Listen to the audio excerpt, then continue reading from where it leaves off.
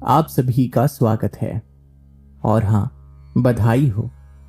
बधाई इसीलिए क्योंकि हर वो शख्स जिसने इस वक्त भगवत गीता के इस ऑडियो पर क्लिक कर कर अपने आप को भगवत गीता के इस सफर से जोड़ने का मन बनाया है, मैं उन्हें बताना चाहता हूं कि अपनी सफलता की ओर, अपनी शांति की ओर और अपने जीवन में सुख समृद्धि की ओर आपने अपना पहला कदम बढ़ा लिया है।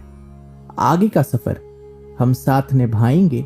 मैं अंत तक बने रहूंगा आपके साथ। आप ही का अपना राज की जुबानी ओनली ऑन कुकू एफएम, सुने जो मन चाहे। आज हम जानेंगे सार श्री कृष्ण के मुख से निकली हुई स्वर्णवाणी, जिसे संपूर्ण विश्व कहता है भगवत गीता। आज हम जानेंगे भगवत गीता के ऐसे 11 पाठ जो हम अपने जीवन में सद्भावपूर्ण अच्छी आदतों के तौर पर और अच्छे विचारों के तौर पर अपनाकर जीवन के चक्र को हमेशा के लिए बेहतरता की ओर अग्रसर कर सकते हैं। तो चलिए शुरू करते हैं। पाठ्य प्रथम भगवत गीता के अध्याय से ये सीख देते हुए कि concentrate on your goal, do your work and focus not on the result. कर्म किए जा, फल की चिंता मत कर। मान लेते हैं कि आपने अपने मन में एक लक्ष्य को ठान लिया है, अपने कंपनी में सबसे टॉप मोस्ट पोजीशन को हासिल करना। हम यहां उदाहरण लेंगे एक सीईओ का, मेरा मतलब है चीफ एग्जीक्यूटिव ऑफिसर। आपका सपना है कि आने वाले 5 सालों में मैं अपनी वर्तमान स्थिति से उठकर कुछ ऐसा श्रम कर जाऊं कि मुझे इस कंपनी में सीईओ का पद प्रदान किया जाए। मगर क्या लगता है आपको कि ये हासिल करना इतना आसान है? उत्तर साफ और सटीक है, ना। इसके लिए आपको जी तोड़ मेहनत और तैयारी करनी होगी। आपको इस पद के लिए खुद को लायक बनाने हेतु टीम मैनेजमेंट क्लासेस अटेंड करनी होगी। एक बांस की नजर रखते हुए, जिसे अंग्रेजी में कहा जाता है एन ईगल्स आई, सारे लेटेस्ट और रीसेंट टेक ट्रेंड्स और भी बहुत कुछ अपने ध्यान में रखना होगा। अगर आप अपना वक्त यूं ही वाया कर देंगे, यूं ही बर्बाद कर देंगे, ये सोचते हुए या ये स्वप्न देखते हुए कि मुझे सीईओ बनने के बाद जीवन में और कितनी समृद्धि की प्राप्ति होगी, तो मैं यहां पर आपको जिंदगी की असलियत से रूबरू करता हूं। आप केवल ख्याली पुलाव पकाने में लगे हुए हैं और दुर्भाग्यवश आप अपना यह सपना पूरा नहीं कर पाएंगे। केवल और केवल कर्म ही आपके सपने को सच्चाई का रूप दे पाएगा। इसलिए हमेशा याद रखें, जिसे आना होगा वो आएगा, जिसे जाना होगा वो जाएगा। कई बार आपके खाते में सफलता आएगी तो कई बार विफलता, मगर एक चीज जो आपने नहीं छोड़नी है, जो आपको शून्य से लेकर आसमान की ऊंचाई तक पहुंचाएगा, वो सिर्फ और सिर्फ आपका कर्म है। इसलिए श्री कृष्ण वाणी भगवत गीता के माध्यम से कहती है कि कर्म किए जा, फल की चिंता मत कर। बने रहिए हमारे साथ परम पूज्य भगवत गीता से दूसरी सीख जानने के लिए, जो कहती है कि डर का सामना डट कर करो और आखिरी सांस तक लड़ो। भला क्यों और कैसे, ये जानने के लिए दूसरा अंश जरूर सुनिएगा।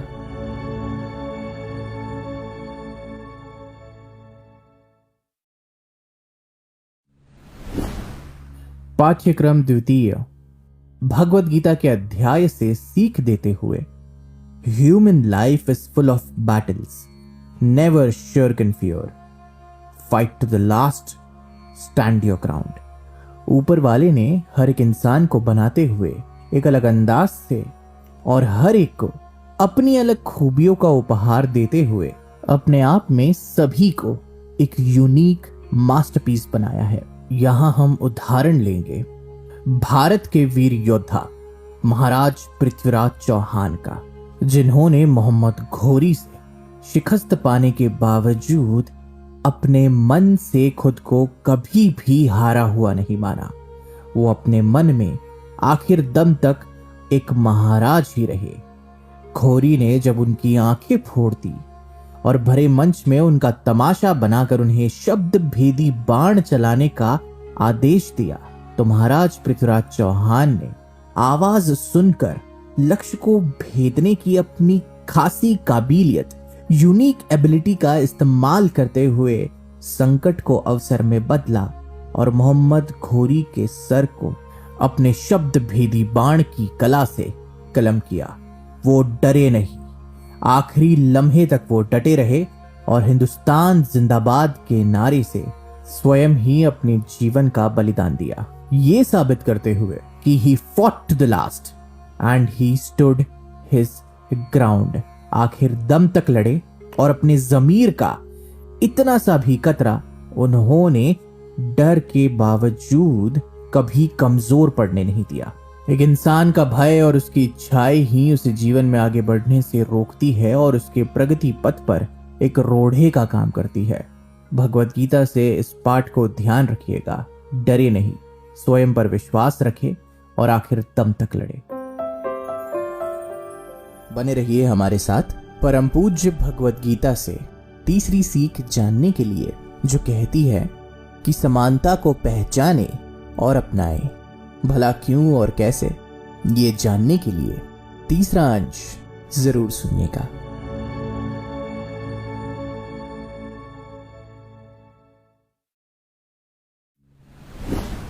पाठ्य तृतीय भगवत गीता के अध्याय से ये सीख देते हुए, identify, recognise and accept equality in life. इस कथनी को समझ पाना थोड़ा सा जटिल है और इसका पालन करना तो और, लेकिन बेशक जिंदगी में ये सीख आपको ज्ञान प्राप्ति के पथ पर हमेशा काम आएगी, जहां बात होगी नॉलेज अचीव करने की। जीवन में कई सारी मुश्किलों का सामना करने के बाद आपको समझ आएगा कि सारे जीव जंतु, चाहे वो जीव हो या निर्जीव, सभी एक है, सभी समान है और सभी को एक ही दर्जे से देखा जाना चाहिए और महसूस किया जाना चाहिए। परिस्थिति स्थिति भले ही कोई भी क्यों ना हो, दुख और सुख एक ही सिक्के के दो पहलू है, क्योंकि अगर आपने दुख नहीं सहा तो आप सुख का मूल्य कभी नहीं समझ पाएंगे, और अगर आपने हमेशा सुख में ही आनंद लिया तो दुख के दो क्षण भी आपके ऊपर पहाड़ जैसे टूट पड़ेंगे। तो सुख और दुख, इसी का नाम जिंदगी है और दोनों में हंसते गुनगुनाते हुए आगे बढ़ते जाना है।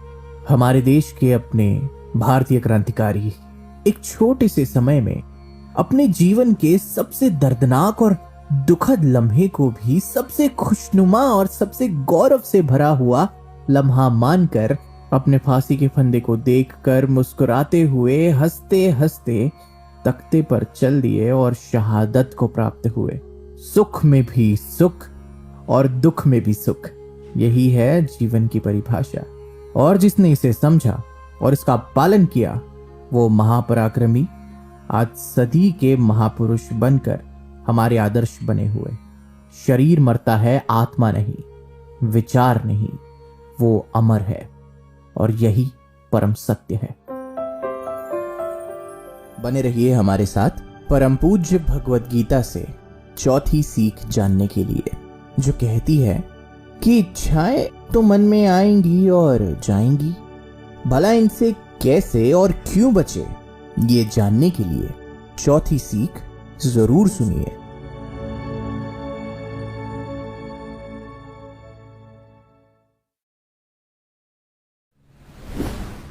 पाठ्य 4 भगवत गीता के अध्याय से सीख देते हुए कि desires will come to your mind and गो।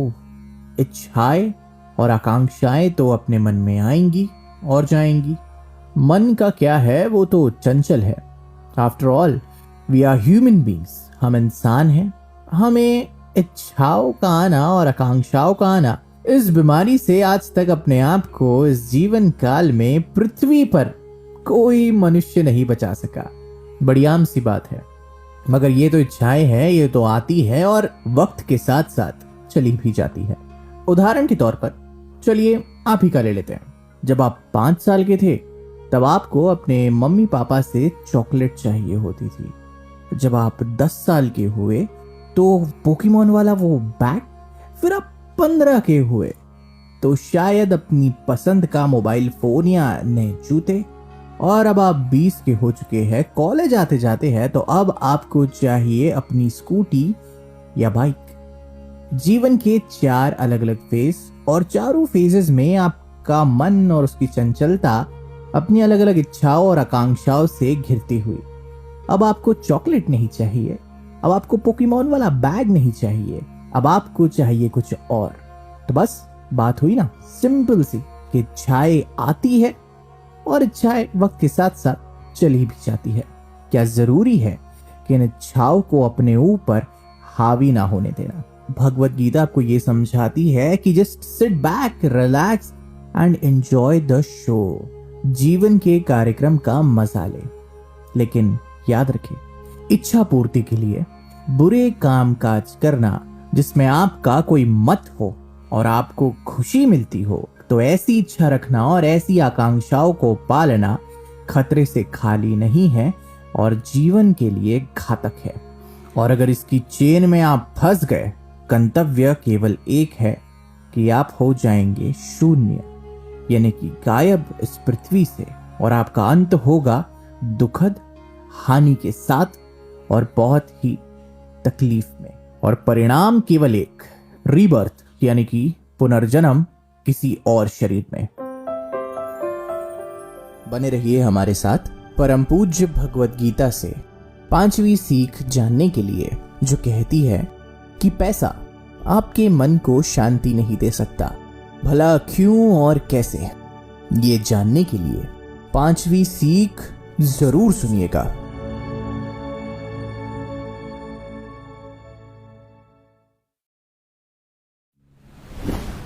पाठ्य 5 भगवत गीता के अध्याय से ये सीख देते हुए, a mind full of thoughts about money can not concentrate nor meditate. एक ऐसा मन जो हर वक्त सिर्फ और सिर्फ पैसों के विचारों से भरा हुआ हो, वो मन न कभी ध्यान लगा सकता है और ना ही शांति को प्राप्त कर सकता है।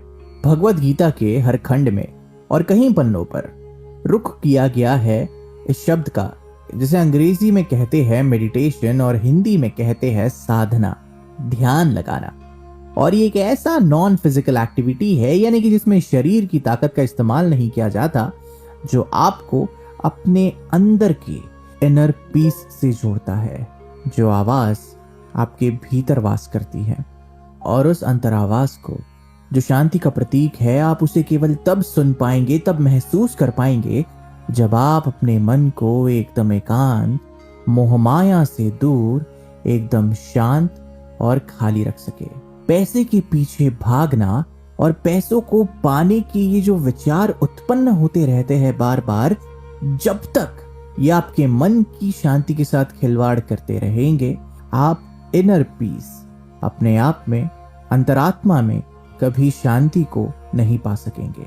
आपका मन हमेशा स्थिर रहेगा और मेडिटेशन यानी कि ध्यान की पहुंच से मीलों दूर। उदाहरण के तौर पर अगर मैं आपको समझाऊं तो कुछ यूं समझिए कि हम अक्सर जीवन में ऐसे कई लोगों को देखते हैं जिनके जीवन में सब कुछ होता है, धन दौलत, शानो शौकत, आराम और न जाने किस किस प्रकार के सांसारिक सुख, वर्ल्डली प्लेजर्स इनके हाथों की मुट्ठी में बंद होते हैं। इनके पास धन का तो आशीर्वाद है, मगर फिर भी इन्हें शांति नहीं मिलती। इनके पास सब कुछ होते हुए भी ये उदास होते हैं, मायूस होते हैं और अपने बंगले की बड़ी बड़ी दीवारों के बीच अकेला महसूस करते हैं, सन्नाटे की गूंज में कैद, क्योंकि इनका मन और मस्तिष्क धन प्राप्ति की ओर इतना लग चुका है और इतना लग जाता है कि इन्हें अपने लिए और अपनी शांति के लिए कोई वक्त ही नहीं मिल पाता और उनके मन में कभी कोई जगह उत्पन्न ही नहीं हो पाती। धन जरूरी है, मगर शांति सर्वोपरि। बने रहिए हमारे साथ परम पूज्य भगवत गीता से 6ठी सीख जानने के लिए, जो कहती है कि जो होता है अच्छे के लिए होता है, भला क्यों और कैसे। ये जानने के लिए ये 6वीं कड़ी जरूर सुनिएगा।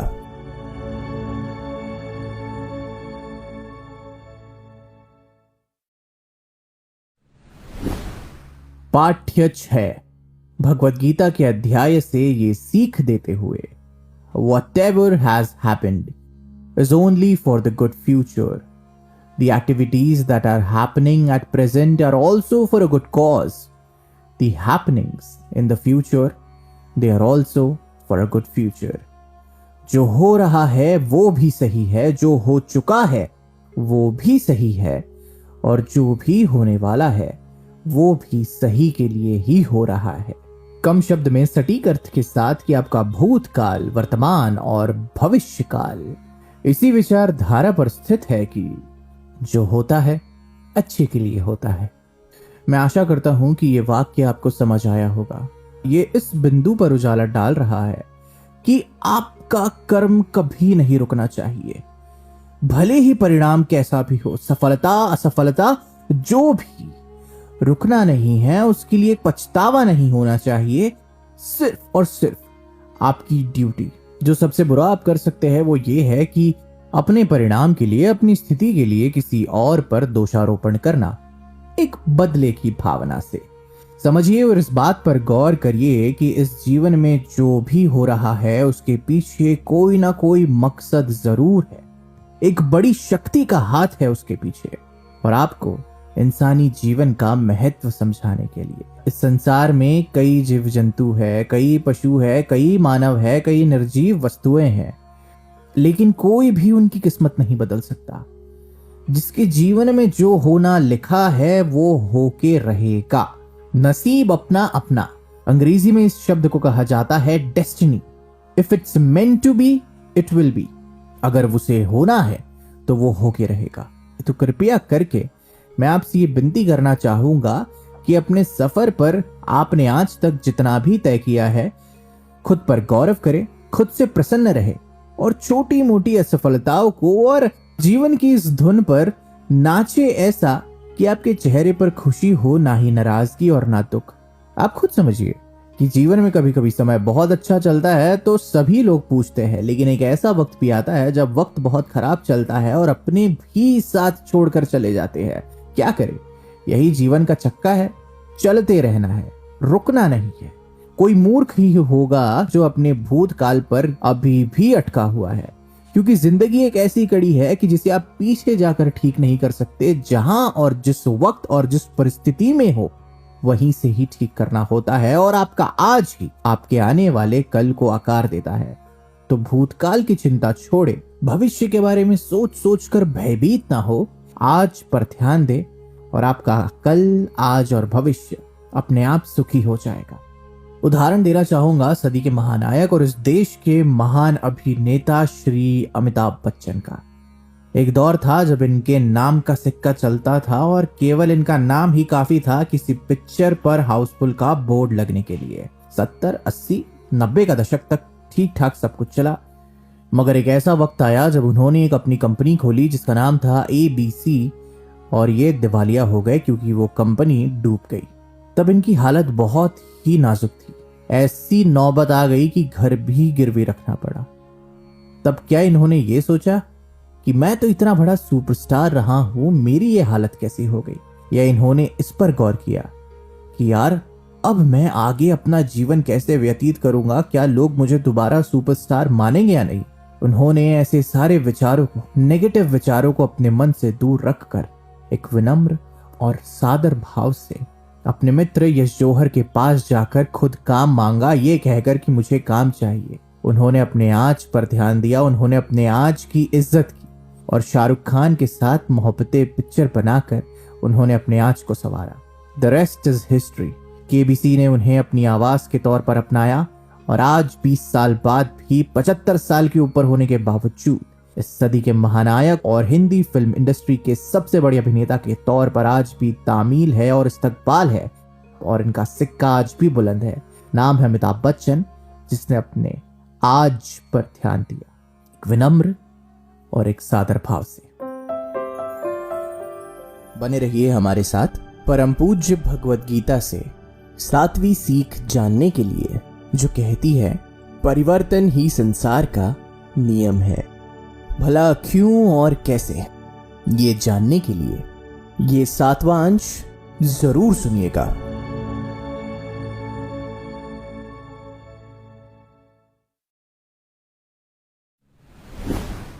पाठ्य 7 भगवत गीता के अध्याय से सीख देते हुए कि change is permanent, this is universal law, you can either become a billionaire और अ पॉपर इन अ सेकेंड। इस संसार का यही नियम है कि परिवर्तन ही इस संसार का नियम है। बदलाव हमेशा होते रहेगा। आप राजा से रंक, अर्श से फर्श सिर्फ एक क्षण मात्र में आ सकते। ज्यादातर जीवन में लोगों को ऐसा लगता है कि जो चल रहा है आगे भी वैसा ही चलेगा। अगर आज मैं अर्श पर हूं तो हमेशा मैं अर्श पर ही रहूंगा, मुझे कोई छू नहीं सकता। लेकिन नियति माया के खेल से बहुत बड़ी है और बहुत ऊंचा दर्जा रखती है, और ये खेल चंद सेकंड में पूरा का पूरा बदल सकती है। एक उदाहरण लेते हैं कि किसी करोड़पति इंसान ने अपने सारे पैसे किसी स्टॉक मार्केट में लगा लिए और उसी दिन किसी गरीब इंसान ने अपने पास बचे हुए चंद रुपयों से एक लॉटरी की टिकट खरीद ली। पता चला कि दिन के अंत में वो स्टॉक मार्केट में लगाया हुआ सारा पैसा डूब गया और उस गरीब की करोड़ों रुपयों की लॉटरी लग गई। कोई फर्श से अर्श तक चला गया और अर्श से फर्श तक चला गया पलक झपकते। यही है नियति का खेल और यही है संसार का नियम, परिवर्तन। जो आज आपके पास है जरूरी नहीं कि वो कल आप ही के पास होगा। वो किसी और के पास भी हो सकता है या उसके पास भी नहीं। मगर समझने वाली बात यह है, change is the only constant. कल परसों तक एक अरबपति कहलाया जाने वाला विजय माल्या आज एक भागा हुआ चोर कहलाता है। बस यही है जीवन। हमारी धरती मां भी सूरज के इर्द गिर्द चक्कर काटती है, एक सेकंड के लिए भी कहीं नहीं ठहरती, हमेशा घूमती रहती है, हमेशा अपना स्थान बदलती रहती है। तो जब इतने बड़े भूमंडल में इतनी बड़ी पृथ्वी जब हर सेकंड हर क्षण बदलाव से गुजर रही है तो हम कौन है भला? जिस तरह पतझड़ के बाद सावन आता है, तपती हुई गर्मी के बाद भीनी भीनी खुशबू के साथ वर्षा आती है, उसी तरह जीवन में भी ये बदलाव का चक्का हमेशा अपना असर दिखाता रहता है। इसलिए कभी भी किसी चीज पर घमंड नहीं करना चाहिए। और घमंड एक ऐसा बचकानापन है जो आपके भरोसे की नींव को हिलाकर रख सकता है अगर आपने बदलाव को अपनाना नहीं सीखा।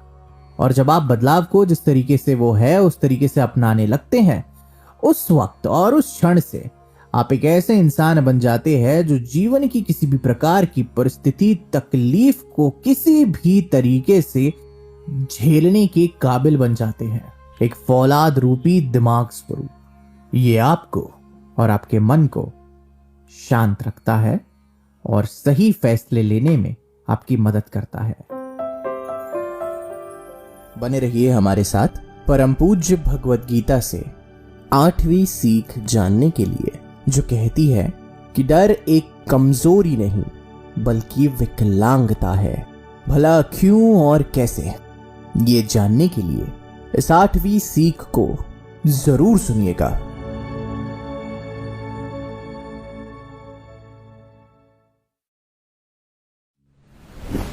पाठ्य 8 भगवत गीता के अध्याय से ये सीख देते हुए कि fear factor is a disability. डर एक कमजोरी है जो आपको मन से विकलांग बना सकता है। आप भले ही जीवन में कुछ भी पा ले, लेकिन अगर आपके मन में डर है तो सफलता का मूल्य नील मात्र भी नहीं, शून्य है। डर जो आपके मन में कहीं छुपा हुआ होता है वो आपको अपनी ही नजर में एक शक के दायरे से देखने पर मजबूर करता है, जहां आपका चरित्र आप कमजोर पाते हैं। डर से घिरा हुआ यह आपको आपके लक्ष्य से हटा देगा।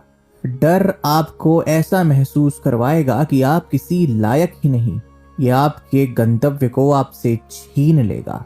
मगर जिन्हें किसी बात का भय नहीं, जो अभय है, जिनकी उड़ान आसमान में है और जिन्होंने कभी रुकना नहीं सीखा, उन्हें कोई भी नहीं हरा सकता।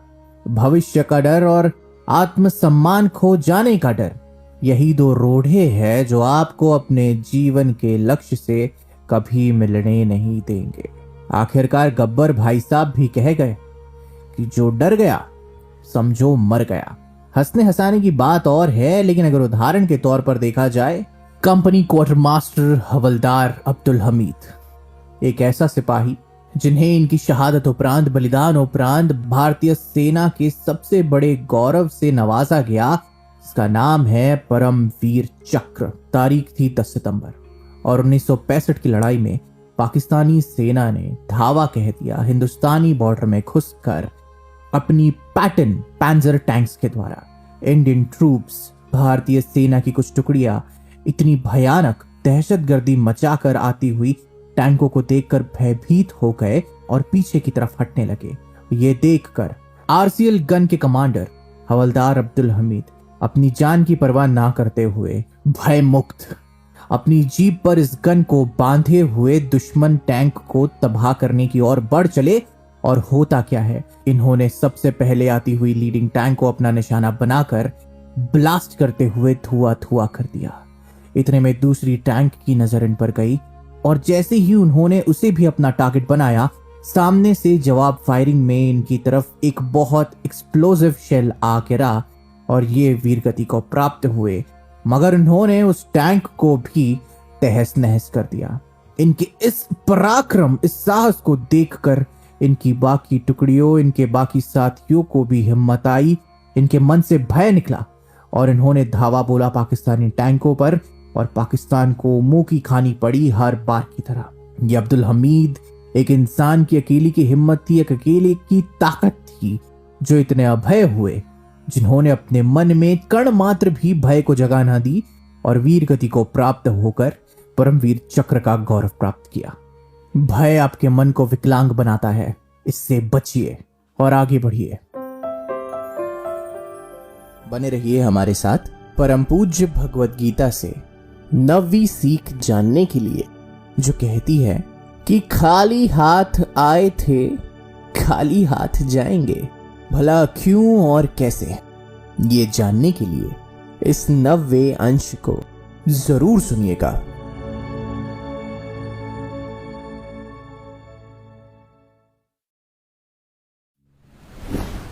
पाठ्य 9 भगवत गीता के अध्याय से सीख देते हुए कि you are born empty handed and you will leave this mother earth empty handed. खाली हाथ आए थे हम, खाली हाथ जाना है। बस यही है सीख। और इंसान का जीवन है क्या? जब ऊपर वाले ने भेजा तो खाली हाथ भेजा, नंगा। और जब हम जाएंगे भी, कोई मिट्टी में समा जाएगा, कोई धुआं बनकर उड़ जाएगा, तभी भी हम बस अपने आप ही होंगे और हमारे साथ कुछ नहीं जाने वाला। ना हमारी प्रॉपर्टी, ना हमारे कपड़े, ना हमारा कमाया हुआ धन या हमारी अकड़। जैसे आए थे बस वैसे ही मिल जाएंगे प्रकृति की गोद में। और मेरे हिसाब से इसका तो उदाहरण देना भी ठीक नहीं बनता है, क्योंकि ये बहुत सामान्य सी बात है। ये रोजमर्रा की जिंदगी का आईना है और हमें हमेशा अपने मन में इस बात को ठान कर रख लेना चाहिए कि जो भी है ऊपर वाले की दया से है और हमारे कर्म से है, और जब नहीं भी होगा तो भी ऊपर वाले का ही आशीर्वाद समझकर परिस्थिति का सामना करते हुए कर्म करते रहना है। तो ये दुनिया एक बहुत बड़ा रंगमंच है और हम इस रंगमंच की कठपुतलियां जब तक शो चलेगा तब तक हमारा सफर चलेगा। क्या कमाएंगे क्या गवाएंगे, लेकिन जब जाने की बारी आएगी तब तो नंगे ही आए थे और नंगे ही जाएंगे, वो भी खाली हाथ। बने रहिए हमारे साथ परम पूज्य भगवत गीता से 10वीं सीख जानने के लिए, जो कहती है कि हवस, गुस्सा और लालच सबसे बड़े दुश्मन है, भला क्यों और कैसे। ये जानने के लिए 10वीं सीख को जरूर सुनिएगा।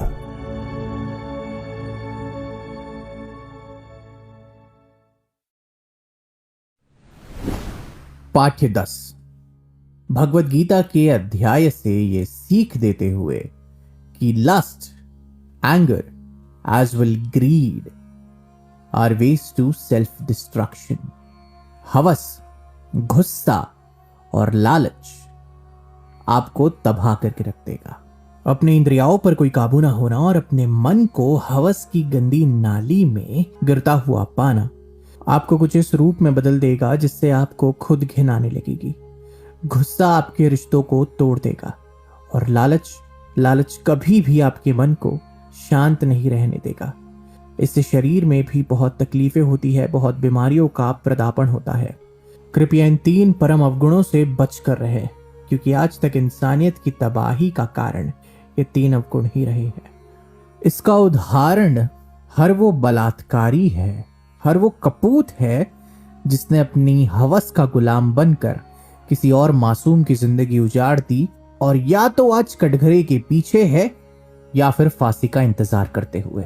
इसका उदाहरण हर वो गुस्सैल व्यक्ति है जिसके साथ आज कोई नहीं, क्योंकि उसका गुस्सा उसे सबसे ज्यादा प्यारा है, यहाँ तक कि रिश्तों से भी ज्यादा। और इसका उदाहरण हर वो इंसान है जो बर्बाद हो चुका है और आज रोड पर है अपने लालच के चलते। हवस, गुस्सा और लालच, ये 3 बीमारियां ना हो तो ही अच्छा है। कैंसर को भले ही हरा दोगे, लेकिन अगर इन तीनों की चपेट में आ गए तो जीवन खत्म, निरर्थ।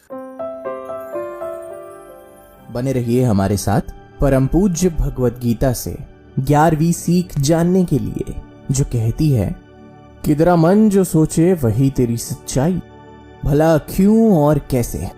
ये जानने के लिए 11वीं एवं अंतिम सीख जरूर सुनिएगा। पाठ्य 11वां, भगवत गीता के अध्याय से सीख देते हुए कि a man makes his life based on his own beliefs. तेरा मन जो सोचे वही तेरी सच्चाई। किसी मनुष्य के विचार ही उसके जीवन को आकार देते हैं। अगर आपके विचार खुश होंगे और एक ऊर्जा से भरे हुए होंगे तो भले ही जीवन में कितनी ही बड़ी मुसीबत क्यों ना आन पड़े, आप उसका सामना एक सिकंदर की तरह करेंगे और मुस्कुराहट के साथ उसे एक अलविदा भी कह देंगे। और भले ही आपका जीवन कितना ही संपूर्ण, संपन्न और भव्य क्यों ना हो, मगर आपका मन ऐसे विचारों से भरा हुआ है जो आपको नीचे खींचता है, जो आपको नेगेटिविटी की तरफ ढकेलता है, तो भले ही आप ताजमहल में बैठकर चांदी के चम्मच से ही क्यों ना खाना खा रहे हो, मगर आप मन से उदास और निराश ही नजर आए। भले ही किस्मत आपके दरवाजे पे दस्तक दे रही हो, आसमान की ऊंचाई आपके कदम चूम रही हो, और अगर आपके दिमाग में रिवेंज हो, बदले की भावना हो, तो उस खुशी के माहौल में भी गम का आगमन बेझिझक हो जाएगा। तो बात बड़ी सिंपल सी है कि आपका मन, आपके विचार ही आपके जीवन को आकार देते हैं। जैसा आप सोचेंगे वैसा ही आपका जीवन होगा। तो अच्छा सोचिए, अपने मन को सकारात्मकता से भर दीजिए और नकारात्मकता के लिए सीधा no entry board. Shahrukh Khan, साल था 1990, खड़े थे मरीन लाइंस पर समुद्र को देखते हुए। ना सोने का ठिकाना, ना जेब में पैसे, क्या किया जाए। खड़े होकर बस ये कह दिया कि एक दिन मैं शहर पर राज करूंगा। ये उनका विश्वास था, ये उनका अपने आप से एक वादा था और ये उनका सपना था जिसके लिए उन्होंने हर दिन कड़ी मेहनत की और अपने विचारों को कभी भी कमजोर नहीं पड़ने दिया। और आज we all know him as King Khan. जो आप सोचेंगे वही आप अट्रैक्ट करेंगे और जो आप अट्रैक्ट करेंगे वही आपके एक्शंस बनेंगे और जो आपका कर्म होगा वही आपके जीवन का सत्य होगा। और यही सीख देती है भगवत गीता। एक ऐसी किताब, एक ऐसा ग्रंथ, कुछ ऐसे पन्नों से भरा हुआ जिसमें इस दुनिया के हर प्रश्न का सटीक, सरल और एक ऐसा उत्तर जो आपको हर पल शांति के भाव से मिलाएगा। समझा और जाना आपने भगवत गीता के दिए गए इन 11 लेसन, इन 11 पाठ को। राज की जुबानी, ओनली ऑन कुकू FM। सुने जो मन चाहे।